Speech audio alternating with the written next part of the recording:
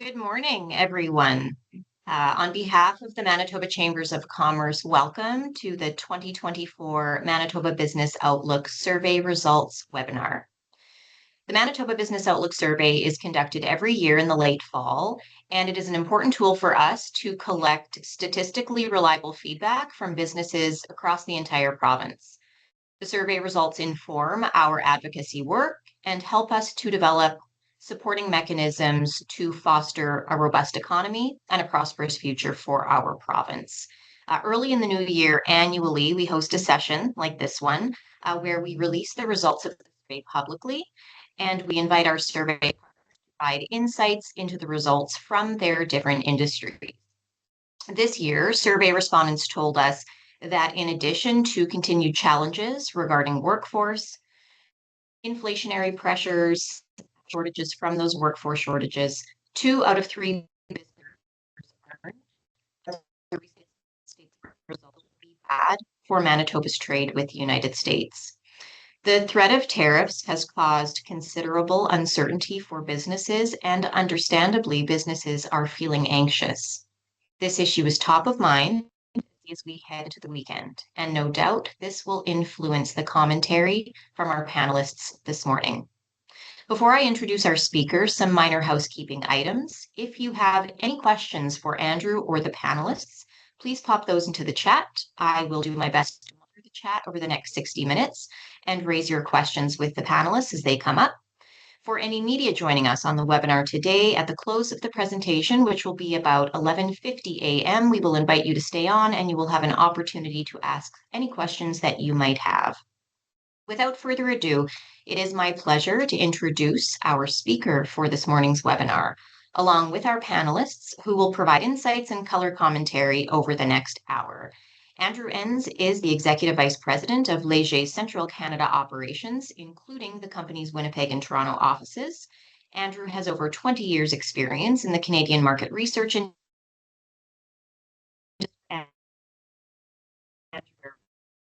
Davidson is the President and CEO of the Manitoba Chambers of Commerce, and he will moderate what I know will be an insightful conversation this morning. I am now pleased to introduce our survey partners. Without this who have agreed to serve as panelists for this event. Ron Gauthier is Chief Executive Officer at Chartered Professionals in Human Resources. He is also the CPHR Registrar. Michael Asante is Research and Data Manager at the Rural Manitoba Economic Development Corporation. Krista Rust is a seasoned environmental leader, and she serves as Program Director for the Manitoba Green Advantage.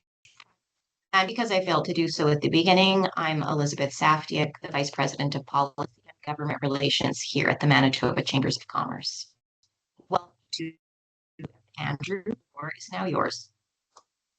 Thank you, Elizabeth, and great to join the chamber and partners and all the businesses that are logged on. I'm just going to share my screen and get into the presentation.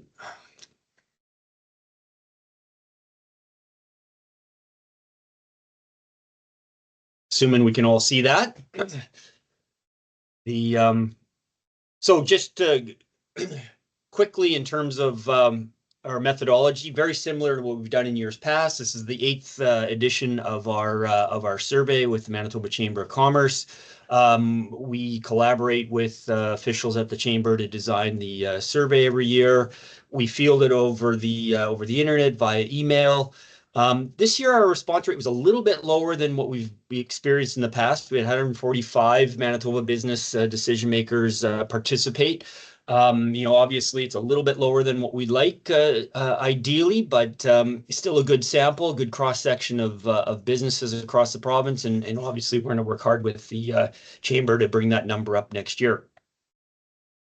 In terms of just generally how we'll go through, I mean, there's going to be some breaks, and I know Chuck and company are going to jump in and have some conversation, but by and large, we're going to break it down into 6 sections here in terms of the survey. Trade and exports are at the last, so do stay tuned because obviously there's that will be of particular interest in terms of what's going on. So sort of some overview, how are businesses in Manitoba feeling about some broad measures. I mean, overall, they're feeling somewhat positive about how things are going in the province. That said, there's still some concerns around the competitiveness of the business climate here in the province. And I think I'll say this once, and I may say it a couple of times. I mean, we were in field from November, the early part of November to the early part of December, post U.S. election. So we knew we had Mr. Trump coming up on horizon as president, although he hadn't been overly aggressive at this point in terms of his tariff conversation. That sort of began after we were out of field. Um, but yeah, and so right direction, wrong track. Good, slight majority are saying things are going in the right direction. When I look at these numbers, somewhat right direction, somewhat wrong track. There's a little bit of ambivalence, but by and large, I mean, you got more people feeling that things are going okay. It's down slightly from a year ago. At around this time when we were in field a year ago, we were a little over 60%, but still not bad at 56%. Yeah, and I think In terms Andrew, of, when we yeah, when go we ahead, look at Chuck. that too, I think looking back to a year ago, it would have been just after the provincial election had taken place. So there Yep. was really a lot more optimism with a new government coming into place. I think what you're seeing now is probably the level in terms of where the expectations have been after 1 year of office. Yep, 100%, Chuck, for sure. In terms of the impact, the provincial government's impact on business, doing a good job, you get about 40%. Doing a bad job, about a third, 33%. And there's still, as Chuck noted, I mean, we've got a year of the new provincial government sort of under our belt, but still a little early to tell for some businesses, almost 1 in 4. This one's a little bit disconcerting in terms of the competitiveness of the business climate in Manitoba. 42% of business decision makers, owners that we spoke to, agree that the Manitoba business climate is competitive with other provinces. Again, this is down slightly, and obviously something that is a little bit of a concern. I'm sure it's something that Chuck and Elizabeth will make note of when they're meeting with their provincial government officials. Likewise, ease of doing business in sort of rural Manitoba, just bringing in a little bit of that flavor. 47% say it's pretty easy doing business in rural Manitoba, 22% not, and then some neutral. So it's not a terrible picture, but certainly room to make some improvements there. And I think just going back to that one as well, Yep. Andrew, I think, and maybe I'll throw this one out to Michael. I think that's actually a good sign from a rural Manitoba perspective when you're looking at 47%. It's probably a little bit higher than overall ease of doing business than when you see in Manitoba. And so, it's interesting, Michael. I don't know if you have any comments on Yeah, why we're seeing sort of that ease of doing business in rural Manitoba seems to be in a relatively good position. When you look at the number that consider it to be difficult, it's less than 1 in 5. right. So definitely this look good. It shows that there's a strong business environment here in rural Manitoba. Only about 1 in 5 businesses are facing challenges working in rural Manitoba. So it's good. It means we are open for business, and also means that there are less bureaucratic hurdles that businesses will face. And I would say that it could also mean that we have built that kind of relationship with businesses. They are able to rely on us. There's this kind of trust that has been built, and so that has turned into our businesses finding it easy to work with us. Good comments, Michael. Good. And Thanks, Michael. Yeah, and then and I think Chuck, I think this slide takes on even greater relevance as we head into the months ahead with what's coming down at us from the U.S. I mean, this is sort of a question. In your opinion, which of the following provincial government measures would most significantly improve the competitiveness of the Manitoba business climate? Obviously, I mean that's going to be an important thing in terms of trying to support our local businesses here in the province. Taxation, reducing taxation, a broad range of taxes noted there pops up quite high. Reduced regulations and red tape, and investments in infrastructure. Those are some very prominent things. You got over half of the business decision makers that we spoke to, mentioned that. This is tracked pretty, pretty consistent year over year from last year and even previous years. Yeah, and I think Michael, looking at that one as well, I think, and I think you pointed it out, and we'll talk about this a little bit later. And stay tuned for the slides at the end, just in regards to potential tariffs and the concerns that businesses had. This is something that you're hearing the Premier talking about already. He's talked about sort of tax deferrals. How can we help those businesses? So these are elements where businesses that are potentially going to be impacted from a negative perspective, they're going to be looking for supports. And what are some of those levers that government has at its disposal to be able to help, whether it's payroll tax, whether it's tax deferral? These are things that there's going to be a lot more discussion on over the course of the next couple of months. Yeah, 100%, I imagine. This was a new question this year, but I know it's an important point that the Manitoba Chambers has been advocating on, and as well as many other, I'm sure, business groups. How much integration with the high school and post-secondary education system should industry and business have so that young people or people in their getting their some of their post-secondary are aware of career opportunities in Manitoba? And you see very strong desire for certainly more integration of industry and business into the post-secondary education system. 86%, 54% significantly more, 32% moderately more. So there's clearly a strong consensus around this. Yeah, I mean, this is as close to almost a majority as you can possibly get in terms of that importance. And maybe to Ron, I'll throw this one open. Ron, obviously, this is something that we've had conversations with in terms of how do we get young people more ingrained in the workforce, and from an HR professional perspective, having some of those career paths conversations at a much younger age is going to be beneficial in terms of addressing some of those workforce needs that we have in the province.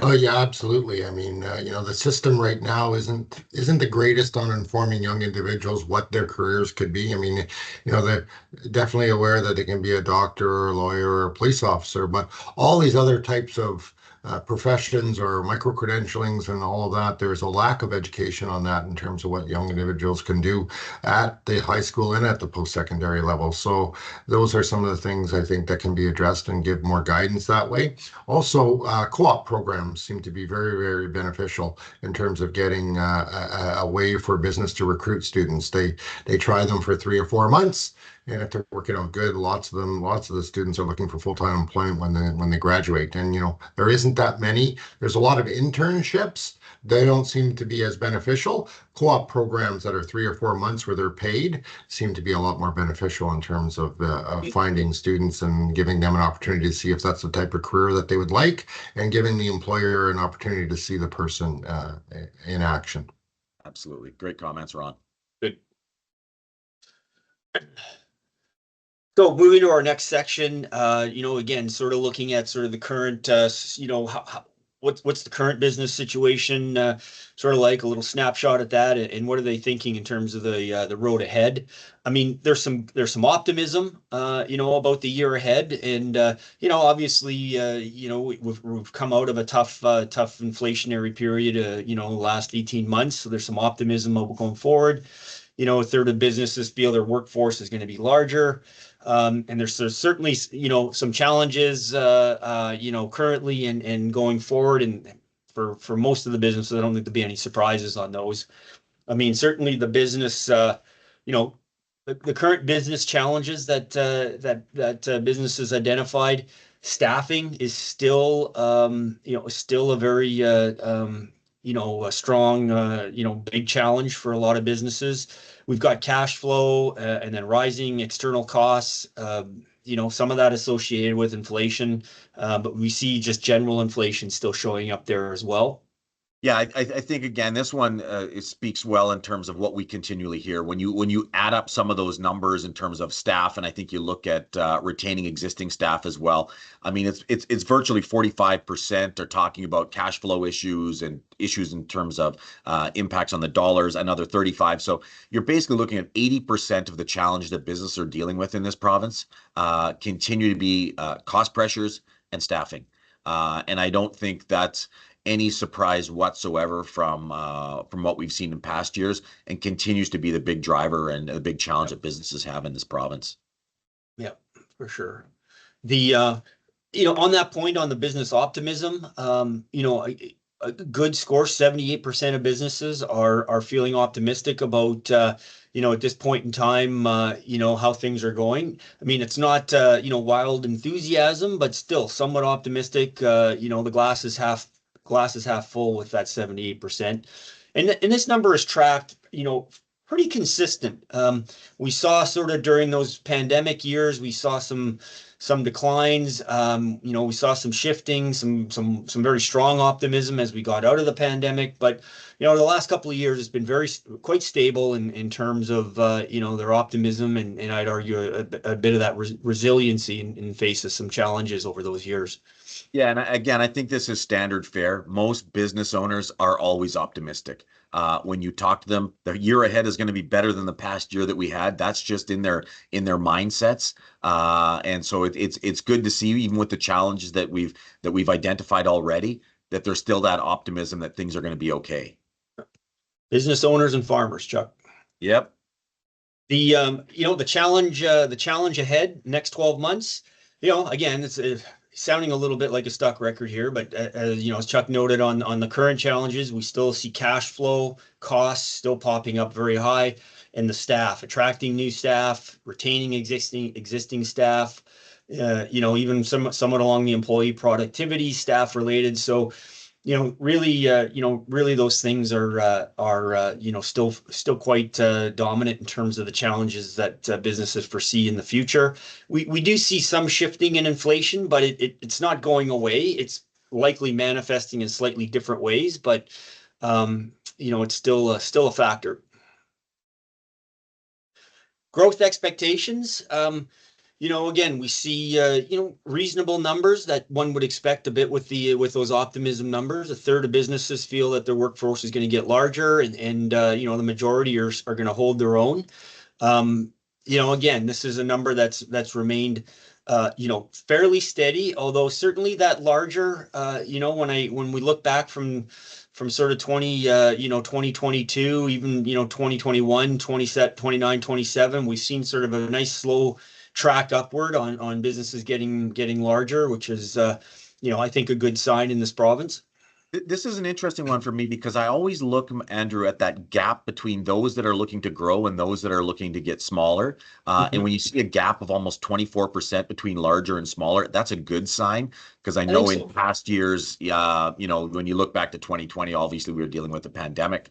That was a huge challenge. So I'm interested in that one, Ron. Is from your membership and HR professionals, is that consistent? Because some of the other things that I hear is that we've got such a low unemployment rate that we talk about here in Manitoba, which is typically good, meaning that there's a lot of Manitobans working.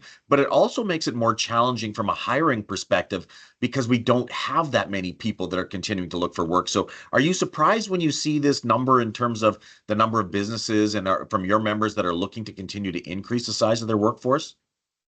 Well, the numbers are a little bit deceiving in terms of the low unemployment rate. So what members are seeing is that, people are still focused on flexibility. And so their preference, which seems a little strange right now, is that they prefer to take a temporary or a part-time job instead of accepting a full-time job. So even though the employment rate is low, a lot of the jobs are part-time or temporary employees, or they're also seeing where people want that flexibility. So they would rather work in sort of a gig environment as a contractor as opposed to an employee.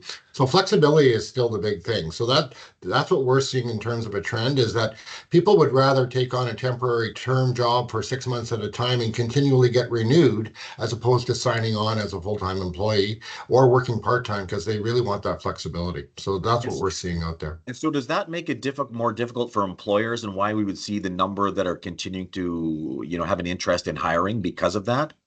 Absolutely, because they're constantly recruiting, right? So, if somebody tries something out for 6 months and they don't like it, they go somewhere else, or and those types of things. So you're in that continual either retaining or attracting mode all the time.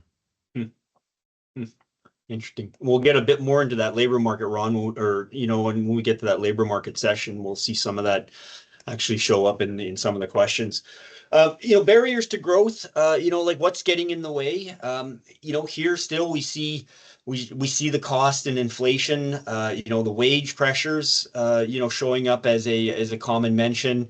Staffing again, market competition is sort of in there, but as Chuck noted and Ron just talked about, the staff side of thing, whether it's attracting or retaining, are very prominent, and then you've just got the cost. So those are the barriers that a lot of the business decision makers have told us are the challenges that they're going to work through. And again, I'll repeat it for the second time that this was somewhat pre the tariff and the U.S. trade situation. I mean, the president-elect, we knew who it was, and we knew there was going to be probably some challenges there, but the acuteness of what that was going to look like hasn't shown up on this in this question at this stage of the game.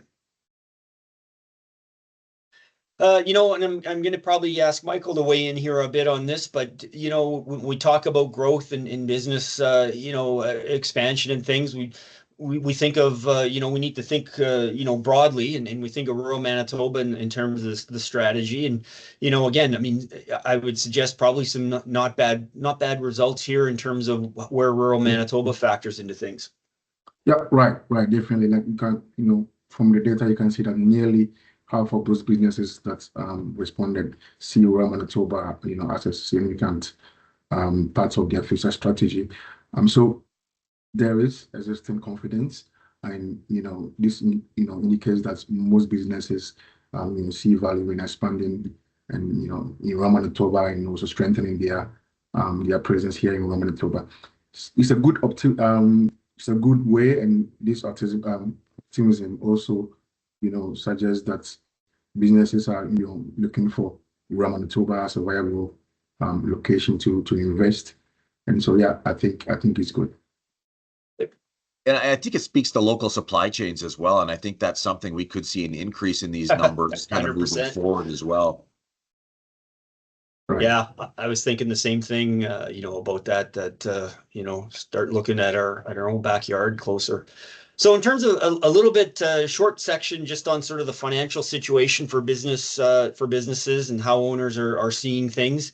We see, one of the couple of things we're going to pull out of here is inflation. While there's good conversation around it in terms of the rate going down, and certainly not, things aren't increasing at the pace that they were a year, 18 months ago. It's still a challenge, and I think it's important. I mean, and Chuck, you kind of mentioned this, that you can't let governments sort of think that all's right on that front. There's still challenges. I mean, look at businesses. 3 in 10 businesses that we spoke with say it's still a significant impact. Moderate impact, 47%. I mean, and compared to a year ago where it was much more acute, hasn't diminished that much. Yeah, which is interesting as well, because when you look at the significant and moderate, you're talking 4 out of every 5 businesses, right, is saying that they've been impacted as a result of inflation. And we thought things had slowed down. You've seen the Bank of Canada reduce interest rates, and a number of interest rate cuts had come prior to this survey. But at the same time, they're still feeling that pressure in terms of those increased costs. Yep. It hasn't gone away at all. We've seen it in increased salaries in terms of what businesses are having to do to address some of those needs. That's going to be in some numbers that are going to come up ahead of time. But again, it just shows how tight really things are out there for the business community. Which I would say is probably disconcerting when you think of what we may be heading into, in the months ahead in terms of some of the pressures on businesses. The actions taken from businesses to sort of manage through the inflationary the impacts of inflation. Obviously, as consumers, I think we kind of put our consumer hat on. Prices have gone up. There are businesses that are working hard to reduce internal costs. The profit margins are being sacrificed to some degree, which isn't great, because that typically will rob the ability to invest more in the future. We're seeing some investments being delayed. So the inflationary situation and the impact is still very real for businesses. Yeah, again, I think what that shows is just some of the difficult decisions business owners are having to make sure that they can continue to operate. And like you talked about, the tariff situation is going to make this even more challenging. Yeah. So again, from in the last 12 months, so looking back, this just gives a bit of a snapshot in terms of the, the revenue, revenue growth or revenue decreases that's occurred. 35%, a little over a third of our of the business community that we spoke with, things have gone up 5% or better. You've got about a quarter that things have decreased 5% or more, and then so it's a mixed picture. It's changed a little year over year, but not, I would say, not a lot. And so there's and then obviously this is a snapshot of the last 12 months, and we'll look now at what people were thinking going forward. As Chuck already noted, I mean, businesses are always kind of the much more optimistic about what the year ahead will hold, and we see that reflected here. We're a moderate increase of revenues between 5 and 20%. Is almost half the business decision makers we spoke with. But I dare say this might be tempered if we were to go out and re-ask it, tomorrow. Yeah, and I think to this one, Andrew, I think the follow-up question would be, do you expect expenses to go up by the same percentage as well? So Yeah. It might be great that revenues are going up, but those revenues are going up to pay for some of the inflationary challenges that they're currently dealing with as well. So yeah, for sure. So now I'm going to sort of turn things over to Krista. I'll keep working the slides, Krista, but I'll let you narrate these if you're good with that.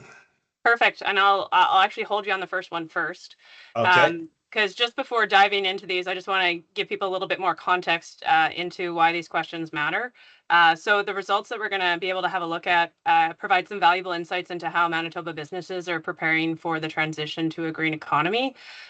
This is helpful to assess where businesses stand today, what the challenges are that they face, and the opportunities available to accelerate that shift.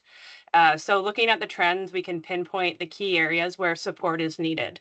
And that's where Manitoba Green Advantage, the program, kind of comes in. So our goal is to make Manitoba a leader in the green economy by building on the strengths we already have: clean energy, sustainable innovation, and emerging industries. But just as important, we want to focus on the businesses too and ensure that they're part of that process. So, are they able to adopt sustainable practices so that they can be competitive, stay competitive, and thrive in this evolving landscape? So with that in mind, we'll jump to the next slide, Andrew. The first question here, how much do you expect to invest in green and sustainable initiatives over the next 5 years? Looking at those blue bars there, 42% of businesses do plan to invest in sustainability over the next 5 years. I think that's a good story. I think that relates to the fact that businesses are understanding that this can positively impact the bottom line. So pointing out there, 26% ready to invest less than $10,000, even up to 5% planning to make significant investments. Looking, though, at the gray bars, 48% of businesses remain uncertain whether they should invest and where they should start. That's an important metric. So we do see businesses are increasingly ready to invest in sustainability. So this is a clear signal that it's a critical part of their strategies. We do know accounting firms are now telling you, hey, watch for ESG, it's coming, start thinking about it. Insurance companies are beginning to factor in sustainability in terms of risk assessments. So these numbers reflect growing recognition that sustainability is not just good for the planet, it's good for business. And it also highlights that there's an opportunity for businesses to leverage these investments for long-term gains in efficiency, cost savings, and competitiveness. Next slide, please, Andrew. The second question here, what factors would cause you to increase the amount invested in green and sustainable initiatives? Just looking at those top 3 motivators, 38% grant funding. So, help us in this process. 36% is seeing those cost savings from those efficiency gains, and 23% market opportunities for green products and services. So the key message here is businesses recognize that incentives and efficiency gains are driving their willingness to invest in sustainability. There's a benefit by actively seeking government funding, leveraging grant programs, and exploring opportunities in green markets. And even in these challenging times, these motivators really do help businesses grow, innovate, and remain resilient. Next slide, please, Andrew. The third question asked, what's your organization's largest source of emissions? Here, the top three might not be, a surprise for folks. 24% transportation and logistics, 23% building emissions, 19% employee commuting. I'll also point out here, though, that 21% of organizations don't know what their largest sources of emissions are. That's an important piece as well. So reducing emissions, I think we all know, is a critical step in meaningful change in Manitoba's green economy. But critical to that is a need for businesses to understand what their baseline is. What are their biggest contributors? So businesses that know their baseline are better able to take stock and prioritize solutions and demonstrate why they need those solutions to funders or granting bodies. So by addressing these critical areas, businesses can significantly reduce their impacts while lowering their cost. The right tools for the right job. Next slide, please. The fourth question, how much would your organization be willing to invest if that's going to give you your baseline and unlock other financial opportunities to improve your bottom line? 45% of businesses are willing to invest. That's good news. And the range is somewhat unique, but hey, if we can get the vast majority of folks on board with an investment of $1,000 or between $1,000 and $5,000, that's a start. The key message here is that sustainability assessments, understanding your bottom line, is really a crucial first step for helping businesses to start their journey. This assessment will help the business establish the baseline and give them the opportunity to figure out what's going to make the biggest impact for them. And expanding access to green assessments, green financing, and grants will accelerate the ability for businesses to take this important first step. Maybe just building on that, and I know you've been doing a ton of work on this. Surprising on some of the numbers, obviously surprising on the numbers in terms of no investment and don't know is it, again, based on the fact not knowing where to start, right? And yes. I think there'd be more of a willingness, and I think to your point, if they had a better understanding as to what kind of impacts it can have, where they need to start so that they can be more clear in terms of where those investments need to go. Exactly. It's like looking at your own money. If you don't know about the product or the service you're going for, you're probably not going to do it. You're going to want to do your homework first and understand, is this the right investment for me or not? So making sure that there's the ability for businesses to understand all of the information before taking the next step is really a crucial part in making that investment. Okay, and the fifth slide, what types of support would help small businesses in Manitoba enhance their environmental sustainability? So the top three here kind of articulate what we just talked about. The aspect of having funding for green initiatives, sustainability assessments, and assistance with grant applications. Anyone who's filled out a grant application, I think can resonate with that one. But the key message here is that small and medium-sized businesses need targeted support to eliminate the barriers and actively participate. We know that 80% are concerned about cost pressures, right? Environment's not going to be the top thing for them. So if we can have a supportive environment and someone offering the services to help them understand where they can make those changes, that's going to be a good decision moving forward. So that streamlined granting process, accessible funding, collaborative platforms, those will reduce barriers to entry and provide clear pathways to sustainability. And small and medium-sized businesses are the backbone of our economy. 98% of them make up a business community here in Manitoba. So supporting this transition is not just good for individual businesses, it's good for the whole economy here in Manitoba. And just to kind of close on this one, the research really does tell us businesses are ready to invest in sustainability, although the number might be something that's up for discussion. Incentives drive, just like anything else. Emissions reduction is a priority. Assessments are a critical first step, and small and medium-sized businesses do need targeted support. That's it for me, Andrew. Excellent. Thank you, Krista. We'll carry on. We're in the home stretch, I'd say, of the presentation. We've got 2 sections left. We're going to get into the labor market situation. We've asked these track some of this stuff over time, and obviously in some of our previous slides of the business challenges and barriers, we see labor. So it's an important section. And this is probably one of the areas where there's been a little bit of, it's not the greatest of news. We're seeing, we saw a little bit of improvement a year ago in some of our numbers here, and we're seeing a little bit of, losing a bit of that momentum on some of the labor market situations. There's still very similar story over previous years in terms of barriers to hiring and what some of the businesses are doing to try to mitigate. But on the question specifically on skilled labor, in your opinion, has access to skilled labor in Manitoba improved, worsened, or stayed the same compared to 2 years ago? I mean, we saw some improvement in this last year. We had 25% of our respondents, saying things, they felt things had improved. This year we're down, 10%, and they're still, a significant, almost half say the situation has worsened. And I guess not surprising given we still see the attraction of new staff, the retention of staff, still a very significant challenge to businesses in terms of their operations. So, I guess it isn't overly surprising to see this still be a challenging, businesses still see this as a challenging environment for them. Yeah, and what's really interesting is the fact we've only got 10% that are considering it to be improving.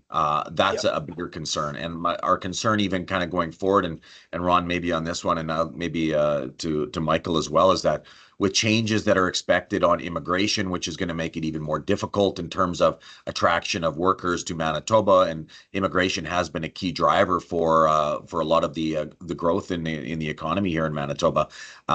I'm not expecting those numbers to change anytime soon. I don't know, Ron, if you're feeling the same and you're hearing the same from companies that you're dealing with, that situation is not improving at a level that it needs to.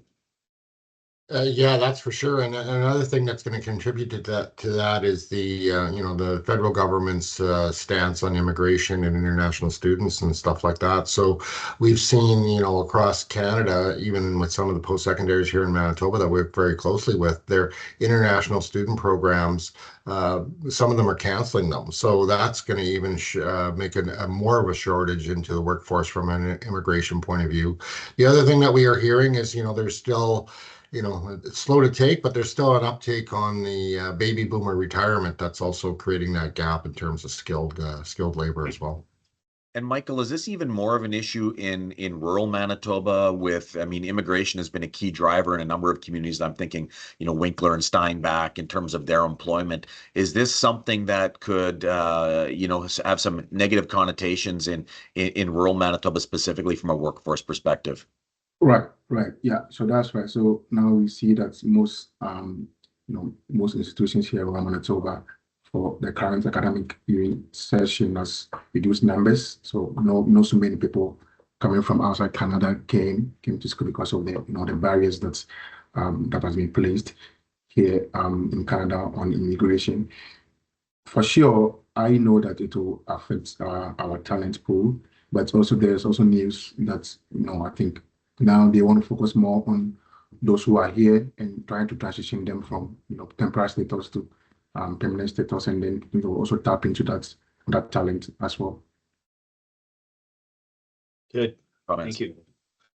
The as we've seen sort of an indication of the impact of of attracting labor, and we're here in this question we see what that challenge is internally in the business. They're obviously retaining staff, you're increasing wages, but you also, the existing staff are probably getting stressed, they're overworked. You've got some internal training pressures and upskilling. And I think probably, it's 19% of the mentions that we've got here, but the inability to expand, ultimately that costs the province economic growth and activity if you can't expand because you're just not able to find the bodies to help you get it done. Yeah, and I think on the next couple as well, this is consistent with what we've heard and some of the challenges that businesses are having. The increasing wages has been something that, and I think business has done a relatively good job in regards to that. And I think that unfortunately is increased into the inflationary pressures, but has Yep. been absolutely the cost of doing business nowadays. Yeah, just on that, Chuck, I mean, here's the, what is the barrier to hiring qualified employees? I mean, wage expectations, you've got business budget constraints. There's only so much that you can allot to a position. The inability to attract qualified candidates, probably not completely disassociated with the wage situation. Amount of steady work, lack of alignment. I mean, there's a myriad of things. I don't think there's anything, really brand new or sort of popping out on this. Ron may have some perspectives on that. They have, a lot of these top issues haven't changed much over the years. We see down below where they were a year ago. I mean, those are definitely all reflective. I think they're just all of them are sort of a little more on the forefront, and it's just making it tougher for businesses. And people, the younger generation coming in is definitely looking at more of that work-life balance as a more of a priority. And I think that's just shifting the landscape a little bit. For sure. And you see that pop up here in this slide, Ron, in terms of, I mean, obviously wages is still, a significant action that businesses of, business decision makers say they're taking. But then you've got the flexible hours, touches on the work-life balance, the remote work. We're years clear of the pandemic and things, but still the remote work is still a very prominent feature of the workplace. Some of the training. So it's, lots of action trying to work through this. Yeah, it definitely is. And then, for employers that are trying to be as flexible as possible, they're, where's the balance? So the larger the organization, the tougher it is to be flexible because then you've got a larger pool to try to accommodate.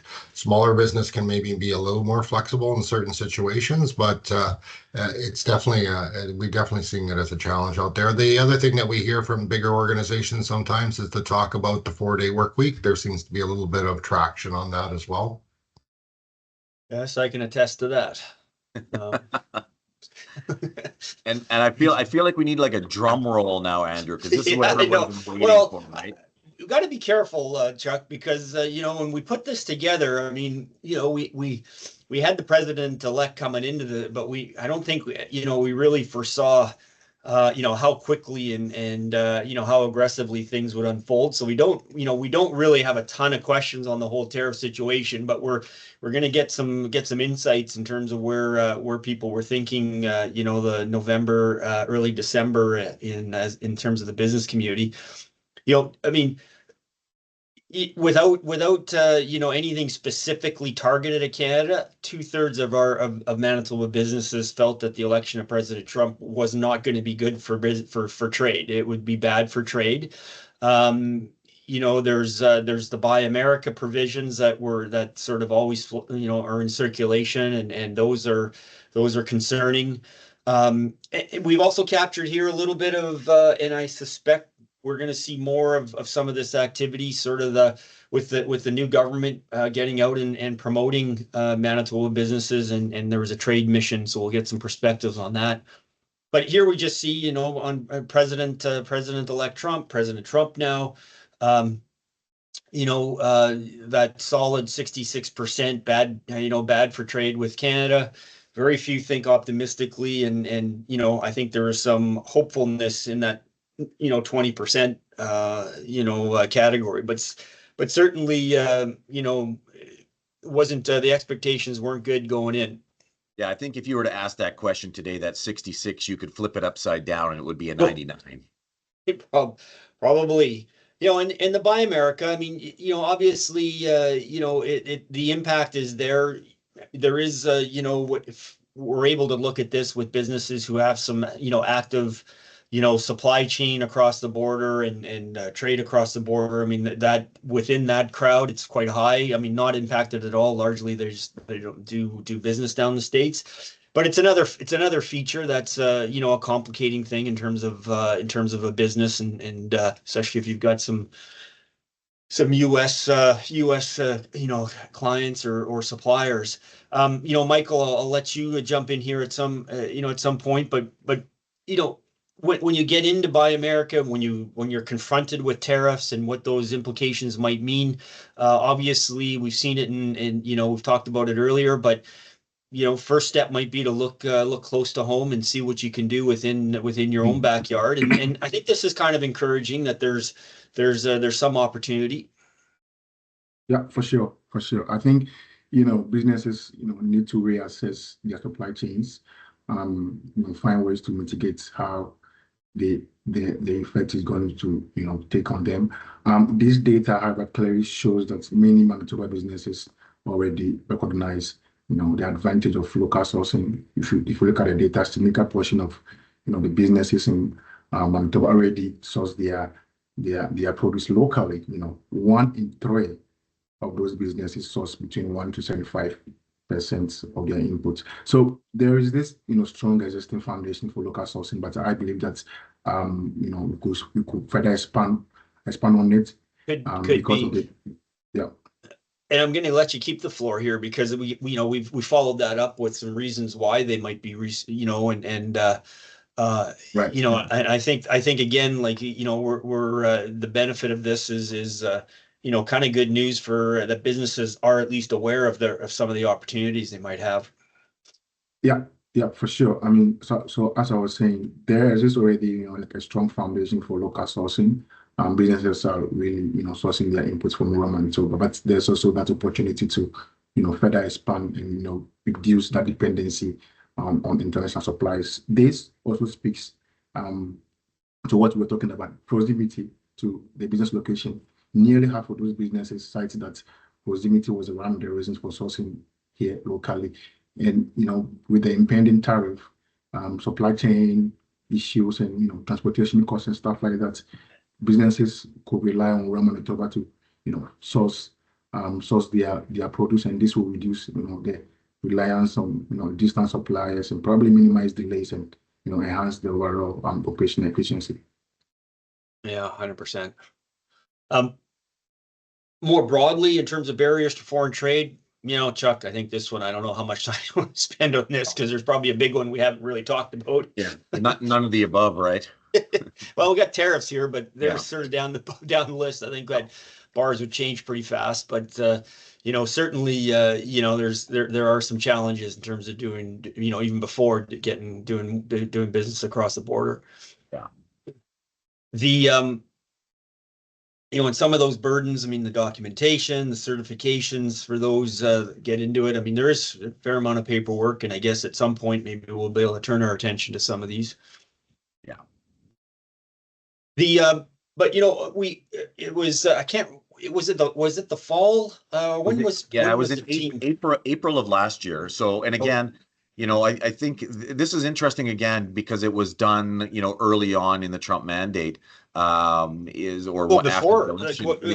was done before, right? In sort of in anticipation of that, how proactive we need to be with that largest trading partner that we do have. So there's obviously, strong support for continued trade missions, that Team Manitoba approach. So I would probably argue this one would probably be a little bit higher now as well, above that 70%.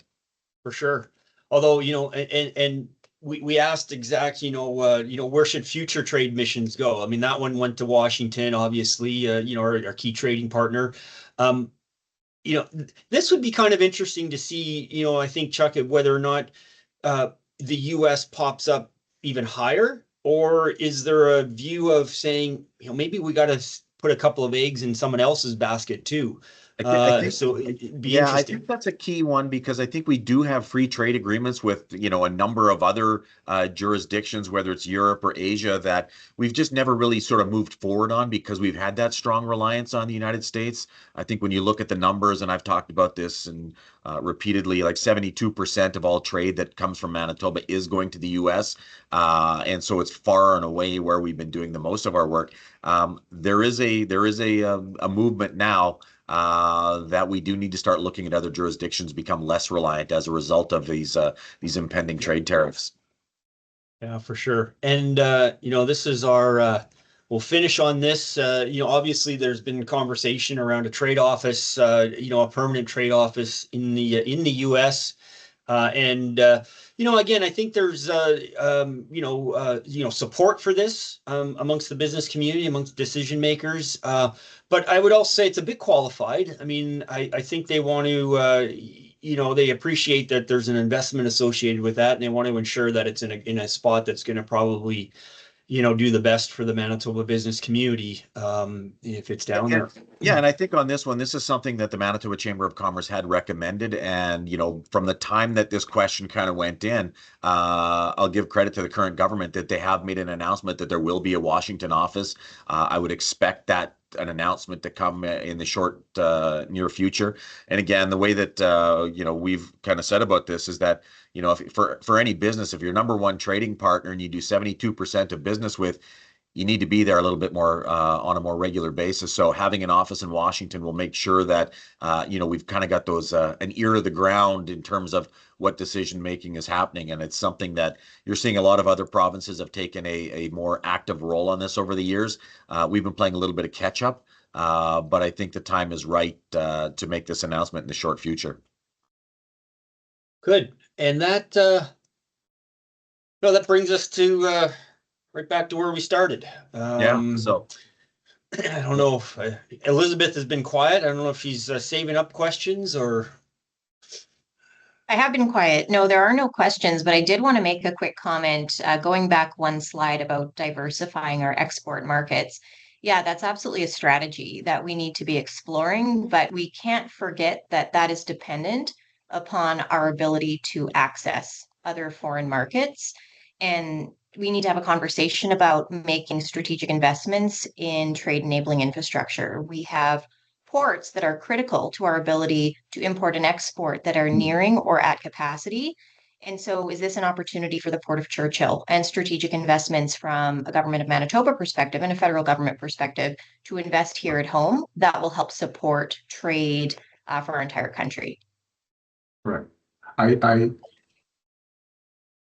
would also add that I think it's also time that we look at the internal barriers, like interprovincial barriers that's not allowing us to trade within. There are a lot of barriers internally, and so once we're able to look at that, well, we will be able to respond better and be more stable to this external stuff.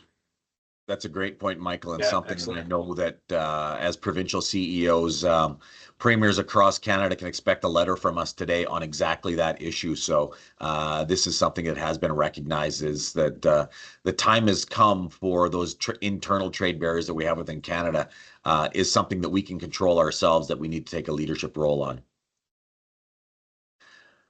Well, obviously, I know this sort of comes to the end. Am I wrapping it up, Elizabeth? Do you want me to wrap it up? I can wrap it up. Okay.